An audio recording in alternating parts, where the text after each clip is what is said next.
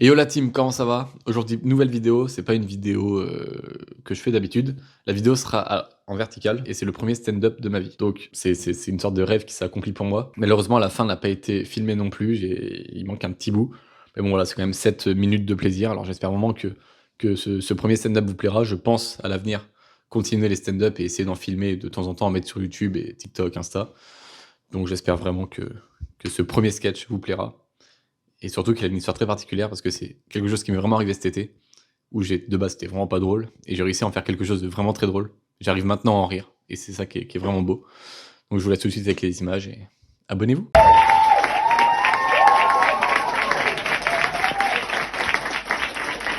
Vous êtes chaud le cours Florent? Ouais. Cool. Bon, ce soir j'aimerais parler d'un sujet assez grave, les maladies mentales. Enfin, mes maladies mentaux. Cet été, je suis en dépression à cause d'une rupture amoureuse. Vous savez, moi je pensais à la dépression, c'était genre un état passager, quoi. T'es pas bien 2 semaines, après ça va mieux. Pas du tout. La dépression se considérait vraiment comme une vraie maladie mentale. Et bah c'est chiant, quoi, parce que genre tu dors plus, tu manges plus, tu perds du poids, tu dors plus. Enfin bref, quand je vois que ça... Quand je voyais que ça commençait vraiment à devenir sérieux, j'ai pris rendez-vous chez une psy. Et c'est bizarre, mais plus je la voyais, plus je me sentais mal. Du coup, au bout des 10 séances gratuites, je voulais pas payer la 11e, je lui demande c'est quoi le secret pour être heureux. Et là, elle me dit Ryan, le secret pour être heureux, il faut sécréter des hormones du bonheur. Trop bien. On fait ça comment? Du coup, apprendre des expressions du style faut se secouer faut se secouer le cerisier, faut s'éplucher la banane, faut vous vidanger. Ok, je comprends pas, quand elle parle de mécanique, après elle parle de fruits. Très bizarre. Et c'est ça que je me dis que les psys sont quand même forts, genre comment elle a su que ma bagnole avait besoin d'être vidangée? Donc je prends mon téléphone, je commence à vouloir appeler mon mécano. Elle me dit vous êtes con quoi, on parle de masturbation, branlez-vous merde. Ok. Là, je retire mes vêtements. Là, dans la salle, ça a pris une autre tournure. Je la regarde, on s'en va rapprocher. Mais encore une fois, je crois que j'ai mal interprété. La seule chose que j'ai compris, c'est quand elle m'a dit rhabillez-vous et sortez de mon cabinet. Et comme ça allait pas mieux, j'essaie de me faire interner, genre en maison de repos. Et un jour, on me présente une psy. Puis cette psy m'envoie une autre psy. Puis, un autre psy. 3 psys en 1 heure. Je sais pas vous, mais ça fait beaucoup pour une branlette quand même. Et à ce moment-là, ils reviennent tous les 3, et ils sont comme ça. Oui, bah, monsieur Rochon, vous êtes dépressif?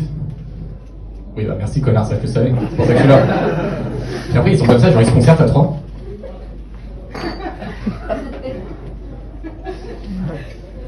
Et vous êtes bipolaire. Et ils s'en vont. Moi j'ai une feuille, on me dit que je suis bipolaire, mais c'est quoi être bipolaire? C'est un Pokémon? J'ai mis chaud, mis froid, j'ai avoir une polaire sans manche. Je sais pas c'est quoi la bipolarité.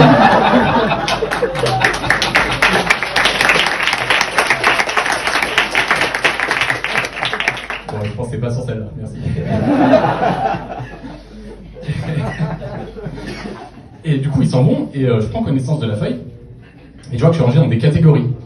C'est un peu comme les bagnoles, genre il y a les breaks, les cabriolets, les monospaces. Suivant ce que t'as, c'est plus ou moins riche et chanceux et ça va vite. C'est pareil pour la bipolarité. Donc il y a type 1, type 2, type 3, les troubles cyclotimiques et sans classification. Par applaudissement, qui sait réellement ce que c'est la bipolarité? Vous êtes meilleurs que les médecins et Google. Parce que quand j'ai regardé sans classification, tu sais, moi ça m'intrigue. Bah, c'est des gars, ils sont bipolaires, mais ils ont pas de symptômes. Ouais, j'étais comme vous. Ok. Donc comment tu fais pour savoir? Bon. Du coup, moi j'ai le trouble cyclotimique, donc c'est vraiment la forme la plus légère. Donc bon, ça c'est une courbe, ok? J'ai des médicaments. Ça reste droit. Et il y a des fois où j'ai des vagues très imaginatives et des fois des phases maniaco-dépressives. Bon, quand je le dis comme ça ressemble un peu à la santé des jeunes en 2024. Sauf qu'on va prendre des cachets. Et là, je sais pas ce qui se passe, mais à ce moment-là, tu vois, c'est peut-être le fait de pas comprendre, mais mentalité Kaizen. À chacun son image. Du coup, là, tu vois, je commence à préparer ma fuite. Je rassemble mes affaires et tout. Puis bon, bah, je sors, quoi, je vais à l'accueil, tout simplement, c'est très simple de partir. Et sur la route, j'envoie un message à ma mère. Je dis, ouais, maman, je suis bipolaire. Puis bon, bah, les mamans, c'est toutes les mamans, quoi, panique. Ouais, mon fils, j'ai toujours su que c'était bizarre depuis tout petit, tu parles à des gens.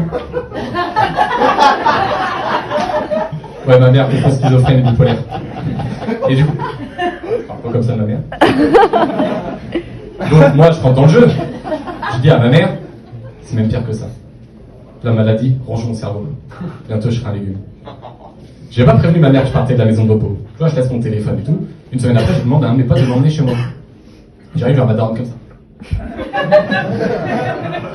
Imaginez un schizophrène légume. Le mec, il psychote tout le temps, il peut rien faire. Là, je vois ma mère. Elle est pas trop triste. Du coup, moi, je fais maman, c'est une blague. Et là, je vois par contre, elle change de visage. Elle est très énervée. Là, je comprends pas. Puis là, je vois sur son ordi, il y a des petites recherches. Et là, je comprends. Elle est déçue que je sois que bipolaire. Parce qu'en fait, quand t'as un enfant handicapé à charge, c'est plus de 4 000 € par mois. Mais moi, quand j'ai su ça, j'étais déçu d'être que bipolaire. Et comme si ça suffisait pas, quand j'étais plus jeune, on m'a dit que j'étais TDAH. Donc, TDAH, c'est trouble déficit de l'hyperactivité, de l'attention avec ou sans hyperactivité. Et bon, bah, pour vous expliquer, vous voyez, les gosses qui gueulent tout le temps, les magasins, qui, dès qu'ils voient un jouet, ils sont tout le temps, enfin, partout, quoi. Genre, ils écoutent rien. Bon, bah, je suis pareil, mais version adulte. Alors, attention, ça veut pas dire que vos gosses sont TDAH, hein, ils sont peut-être juste complètement cons. Et donc, un des symptômes du TDAH, c'est l'hyperfocus. Et c'est trop chiant, genre la dernière fois, je regardais la télé, je tombe sur Plus belle la vie. Je connais le générique par cœur. Je tombe sur un gars qui parle de la Terre plate, je suis devenu platiste. Je tombe sur une émission de Pascal Pro, je suis devenu raciste. Un des autres symptômes, c'est cool, c'est l'oubli fréquent. Donc de temps en temps, j'oublie que je suis raciste, ça fait plaisir. Et un des autres symptômes, c'est les problèmes de concentration. Par exemple, cet été, quand j'étais avec ma copine et qu'elle voulait qu'on ait une discussion sérieuse, Marianne, entre toi et moi, c'est fini. Oh, je te parle. Ouais, moi aussi, je t'aime. Un des symptômes, c'est la distraction facile. Non, mais t'es con, quoi, je t'annonce que toi et moi, c'est fini. Putain, tu l'as vu la bagnole là-bas? Les gens d'enculés. Moi, la conversation durait très longtemps. Quand je suis rentré chez moi le soir, j'étais toujours avec elle. Du coup, je lui envoie un petit message. Je lui envoie, ouais, bonne nuit chérie, je t'aime. Elle venait de me larguer. Ouais, du coup, quand je comprends tout ça, bah, la suite vous la connaissez, dépression, internement, branlette. Et je suis ici devant vous ce soir. Merci.